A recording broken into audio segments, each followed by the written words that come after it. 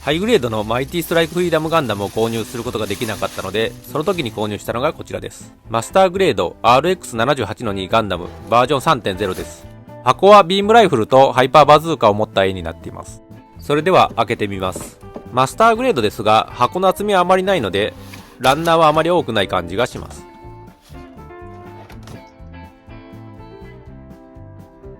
コアファイターなどのクリアパーツと赤色のパーツ、すべての指の関節が稼働するエモーションマニピュレーター SP のパーツが入っています。多色成形のパーツとリアリスティックデカールが入っています。キラキラしていますが、最近購入したマイティストライクフリーダムのプラスチックシールに比べると耐久性はないです。ハイパーバズーカのグレーのパーツなどが入っています。ホワイトの肩や足などのパーツ、肘、膝、足首などのパーツも入っています。グレーのフレームのパーツが入っています。ダークホワイト、ライトグレー、グレーのパーツが入っています。ブルーのパーツと足などのライトグレーのパーツが入っています。縦などのホワイトのパーツとポリキャップが入っています。ハイパーバズーカのパーツと足などのパーツもあります。一番下に取扱説明書が入っています。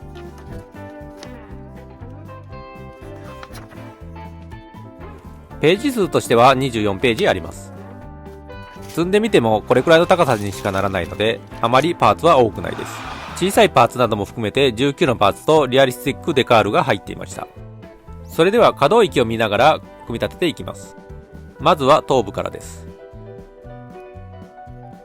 前後にはこれくらい動き、一周回すこともできます。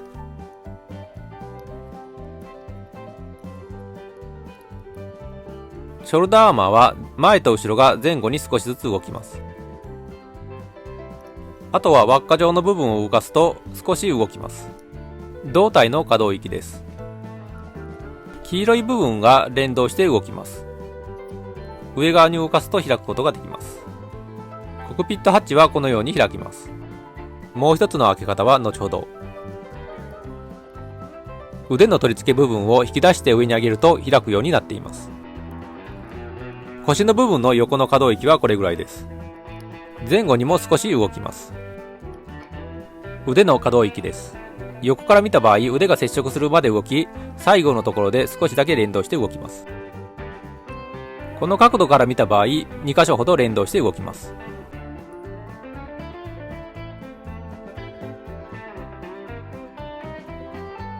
次は持ち手部分です。指はすべての関節が動きます。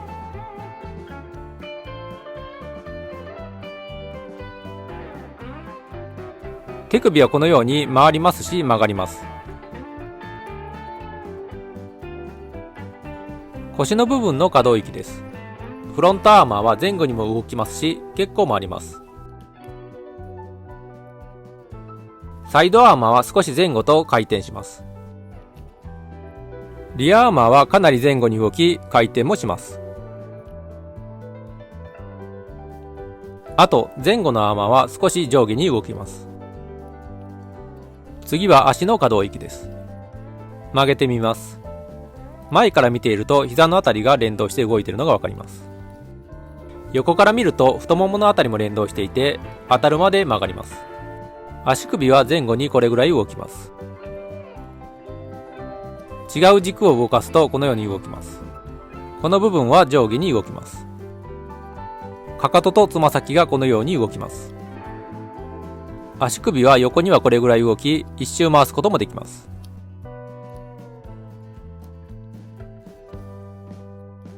次はランドセルを見てみます。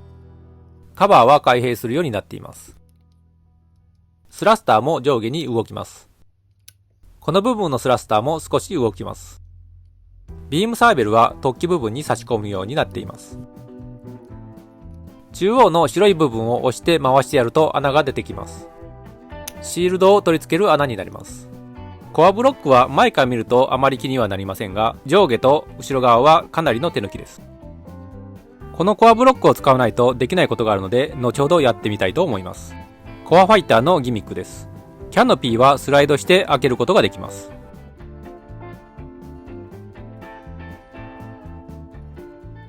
閉じるときは手前側にスライドさせます。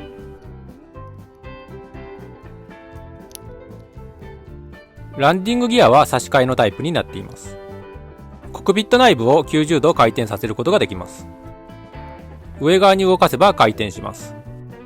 回転させるとコアブロック形態でも前を向いた状態になります。ミサイルハッチを開閉することができますが、かなり開けづらいです。開けた状態だとこのような感じになります。座席は回転させてあるのでコアブロックに変形させます。機首を押し込んで畳みます。垂直尾翼は連動して動きます。羽を押し込んで畳みます。反対側も同じようにやります。これでコアブロックの完成です。出来上がったパーツを組み立てます。まずは胴体に頭部を取り付けます。次はショルダーアーマーを通して左手を取り付けます。奥まで差し込んでおきます。反対側も取り付けます。これで上半身は完成です。下半身を組み立てます。足の突起部分を穴に差し込みます。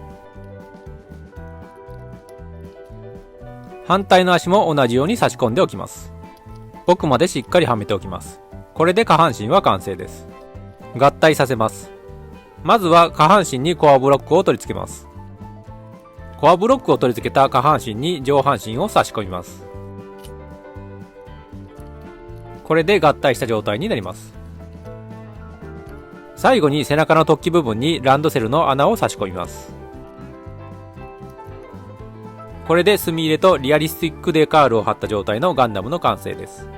塗装は全くしていませんが、細かな色分けとかなりの情報量です。上半身を回してみます。青と赤のパーツは2色ずつ使われています。下半身を見てみます。ホワイトの部分もライトグレーのパーツがあるので、かなり立体感が増しています。リアリスティックデカールの金色がキラキラと光ります。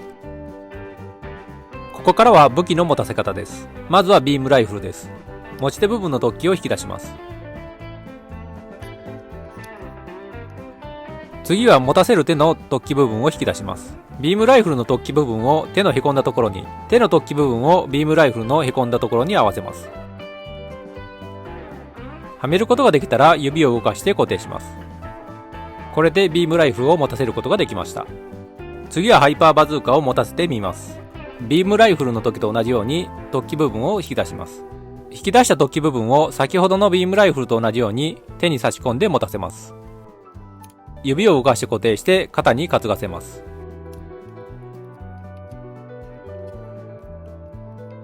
これでハイパーバズーカを持たせた状態になります。ビームライフルとハイパーバズーカをマウントする方法です。まずはこの部分を引き出します。この部分を押して回転させます。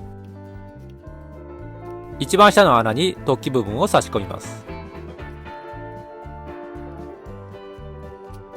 このような感じでマウントすることができます。次はビームサーベルの持たせ方です。ランドセルについている持ち手部分を取り外します。エフェクトパーツを差し込みます。ビームライフルなどと同じように突起部分を引き出して持たせます。差し込めたら指を動かして持たせます。これでビームサーベルを持たせた状態になりました。指の部分は曲がりきらないので少し空間ができます。シールドの持たせ方とマウント方法です。まずは取り付けパーツを起こし、持ち手部分を起こします。先に手に持たせて取り付けパーツをはめ込みます。最後に指を閉じます。これでシールドを持たせることができました。シールドのマウント方法です。ランドセルのこの部分を回転させます。この穴に取り付けパーツを折りたたんだ状態の突起部分を差し込みます。このような感じでマウントすることができます。縦のギミックと縦に武器をマウントする方法です。腰の部分にマウントするときと同じように突起部分を引き出します。突起部分を縦のこの部分に差し込みます。これでビームライフルをマウントすることができました。ちなみに同じ方法でハイパーバズーカもマウントできます。マウントはできますが、シールドを手に持たせることが多分無理です。シールドにはシャッターギミックが再現してあります。下に動かすと開けることができて、上に動かすと閉じることができます。コックピットの開閉ギミックです。一つ目はこの部分を手前から上に動かすと開けることができます。パイロットが見やすいように光を当ててみます。今回はコアブロックを入れてますが、アムロレイを見ることができます。閉じる場合には上から押さえると閉じることができます。もう一つは水色のこの部分を上にスライドさせます。見やすいように光を当ててみます。少し見づらいですが、コックピット内部を見ることができます。ここの部分は開けるのも大変ですが、閉じるのも非常に難しいです。表からだとスライドさせるのが難しいので、裏側からやります。閉じるのが大変なので、あまりおすすめはしないです。最後にカメラアイを発光させます。まずは電源をオンにしておきます。ちなみにこの LED ユニットはパーフェクトグレードのストライクフリーダムのものです。頭部を黄色の部分から外します。頭部の突起部分を LED ユニットのへこんだ部分に合わせます。この状態のまま先ほど外した部分にはめ込みます。これでカメラアイが発光した状態になります。これでも十分明るいですが、分かりやすいようにライトを消します。綺麗に発光しているのが分かります。このキットの感想です。まずはいい点を挙げます。色分けがパーツによってかなり細かく再現されています。マスターグレードなのでディテールもかなり細かく入っています。LED ユニットを搭載できるのもいいところだと思います。少し残念な点を挙げておきます。パーツによる細かな色分けが逆に弱点になっています。フロントとリアの色分けされたパーツが結構簡単に外れます。指の関節などが全て稼働するのですが、動かしていると付け根の部分から結構簡単に外れます。個体差かもしれませんが、縦の取り付けパーツが非常に緩いです。この辺りはどうやって改善しようか考え中です。簡単に外れるパーツもありますが、それ以外はいいキットだと思います。ご視聴ありがとうございました。次回の動画もお楽しみに。